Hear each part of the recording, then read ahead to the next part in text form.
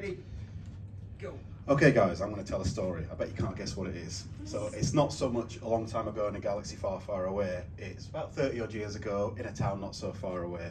I became mad about Star Wars. By the way, John and Claire, inspired by both of you guys, this talk today, so thank you for that. Star Wars, I mean, everything is amazing about it. The lightsabers, the fight, the fight between good and evil, Darth Vader, all these aliens, the ships, and all kinds of stories that were going on around it. And it really inspired me to really kind of think religion. What is religion? In the 2011 census, 177,000 people identified as Jedi when asked what religion they belonged to. Can you believe that? It was actually double that 10 years prior to that, but that was around the time the prequels were out, so a lot of people lost interest after that. As you do. Now, I'm Sikh. I identify as a Sikh from a religious point of view. So what is Sikhism? It was born around the 15th century. You've got kind of 3 swords and a shield. They're basically badasses. They just kick ass. That's basically what they do. This is Guru Gobind Singh. He was the final guru, and he put all his wholesome knowledge into a book that is now the book that all the Sikhs worship. Now, that's him and his little crew at the time. I'm not going to go into it, but because I'm not religious. I'm not really that religious. I identify as a Sikh, but I think religion is an amazing thing, and I respect all faiths, and I'm so fascinated in terms of kind of when people talk about their own religions. But in my mind, I kind of relate Star Wars, the Jedis, and the Sikh gurus in so many ways. Just growing up, I was like, oh wow, there's a lot of similarity here. When I say that to my parents, they'd be like, shut up, no they're not. But I'm going to prove them wrong.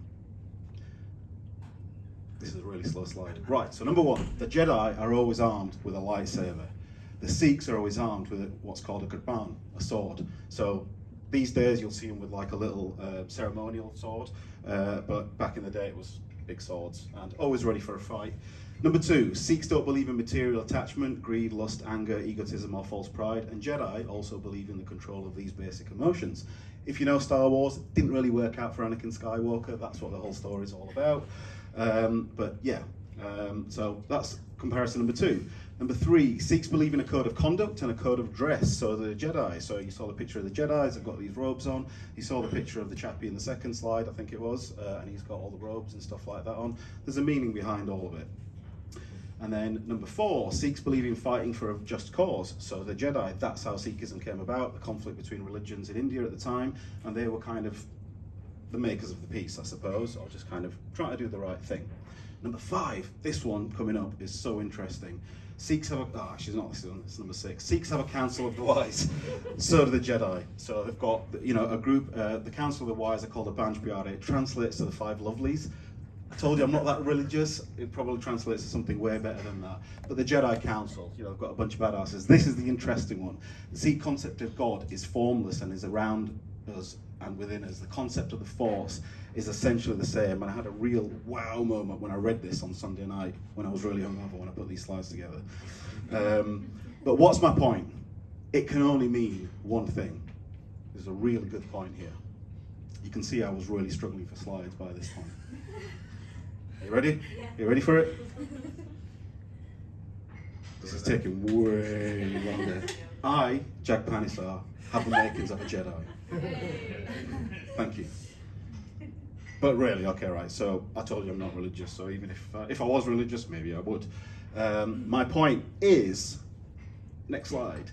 In 1983, 31% of the UK population said it had no religion. In 2015, that increased to 48%, and shortly after that, the next bit of research was about 53%. So we're living in the UK, we're an increasingly secularized society. It's on a decline in the UK based on what the census tells us and people identifying as Jedi or the religions, heavy metal and stuff like that. What does that mean? What does it mean? I've forgotten what the next slide is. In every story, there's always an antagonist and a protagonist. There's a good guy and a bad guy. And if you think of any story, any movie, the last movie you watch, whether it's horror or thriller or comedy or whatever, or romance, there's always an antagonist and there's always a protagonist. Now, all these stories deal with human emotions and ethics in some kind of way. And in exactly the same way, hundreds of years ago, when there were things like the Bible out there, there wasn't a lot of stuff to get guidance from. And that's where we got that kind of guidance from. So despite religion being on a decline, there's so many stories we can draw inspiration from to work towards being good humans. And that's me, folks, just be good humans. Oh.